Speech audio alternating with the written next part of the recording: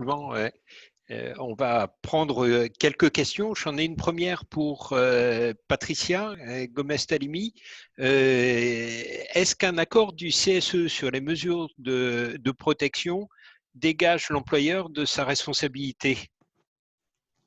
Alors, malheureusement, je ne peux pas vous donner un blanc-seing en la matière. D'abord parce que vous avez plusieurs sortes de responsabilités. Vous avez la responsabilité civile et pénale, et puis vous avez la responsabilité au regard des salariés en particulier, mais le cas échéant, au regard du CSE. Alors, reprenons votre question. Je pense qu'il faut garder trace de tout ce que vous faites, vous, employeur. En fait, il faut une traçabilité de l'ensemble des mesures que vous prenez. C'est ce qu'on appelle une obligation de moyens dite renforcée. Avant que la jurisprudence n'évolue, dès lors qu'il y avait un accident du travail, on considérait que l'employeur était, ouvrez les guillemets, coupable.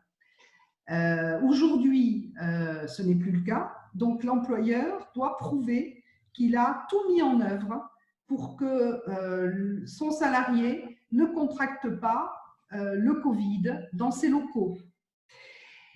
Premièrement. Deuxièmement, compte tenu de cette situation exceptionnelle de pandémie, et compte tenu notamment de cette problématique qui a été évoquée par les députés, par les sénateurs, de comment faire en sorte que la responsabilité du dirigeant ne soit pas mise en cause de manière beaucoup trop hasardeuse, je suis pour le coup, dans les entreprises industrielles en tout cas, confiante. Je suis confiante pour plusieurs raisons. D'abord parce qu'on a affaire à des hommes et des femmes de bonne volonté.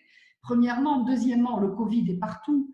Donc, il n'y a pas les salariés qui pensent tous à déclarer un accident du travail ou une maladie professionnelle, et on n'a pas de l'autre côté des dirigeants qui pensent tous à ne pas respecter les mesures aujourd'hui. Et comme le soulignait Abdel, nous sommes dans un monde où on a tous les mêmes intérêts. Donc, Jean, je pense très honnêtement que la question de la responsabilité est importante, mais elle ne doit pas occulter la réalité des choses. C'est qu'au quotidien, les salariés et les employeurs ont exactement les mêmes intérêts, ainsi que les représentants du personnel, à savoir que tout redémarre vite dans la sécurité de chacun. Alors, Abdel, j'avais l'asymétrique, mais déjà Patricia a commencé à répondre. C'est est-ce que le CSE n'avait pas intérêt à essayer de se dégager de toute responsabilité en émettant des réserves sur tout ce qui pouvait être fait? Mais je suppose que ça va un peu dans le même sens. Non, je ne suis pas sûr que la problématique pour un CSE ne se pose pas comme ça. Sincèrement, hein, j'en ai vu de toutes les couleurs, si vous passez l'expression. Je ne crois pas que ce soit ça. Bon, d'abord parce que la situation est assez grave. Donc, au jeu des acteurs habituels ou des surenchères entre syndicats pour dire voilà, moi, je suis plus dur avec la direction parce que je ne me laisse pas faire et votez pour moi la prochaine fois parce qu'eux, ils se laissent faire. Bon, déjà, je ne suis pas sûr que ce serait presque indécent dans la situation à laquelle on est. Mais non, je crois que ce n'est pas la question de la responsabilité, parce que le CSE, il n'en aura pas par hypothèse de responsabilité, il en aura peut-être une aussi, j'allais dire, pire morale, qui serait de dire ouais, tu as laissé faire alors que tu aurais dû t'opposer à telle ou telle mesure.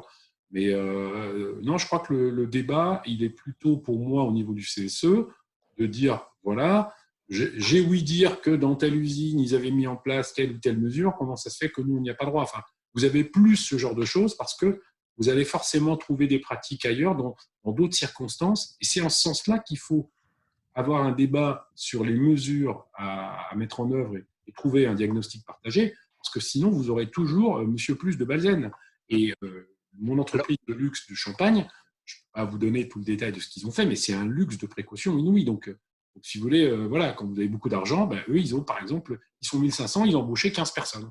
Ils ont embauché 15 personnes pour gérer le respect des mesures. Voilà. Et je sais bien que toutes les industries françaises, et même les entreprises de services, d'ailleurs, ne peuvent pas faire ça. Alors, il y a un des auditeurs qui dit que le CSE n'est que consultatif. Oui, Oui, et alors, c'est pas le débat. Le débat, je crois qu'il faut, sortir d'une logique qui pourrait être de dire le CSE, à la limite, je vais faire un accord comme ça, je suis tranquille, ou alors le CSE, je vais juste lui demander son avis, et puis de toute façon, s'il n'est pas d'accord, je m'en fous. Non, moi, ma question, elle n'est pas là. Ma question, elle est, est-ce que je vais convaincre les représentants du personnel et donc les salariés de reprendre l'activité? Parce que sinon, je vais me retrouver avec un risque d'absentéisme qui va exploser. Sans parler éventuellement d'un autre risque, et c'est peut-être le pire, c'est un risque de me retrouver avec une productivité qui se détériore parce que, à force de me demander de faire des tas de gestes, je vais, jouer au con et je vais le respecter, la distance de sécurité. Mais tellement là, je vais faire des détours de 400 mètres pour vous éviter, Jean.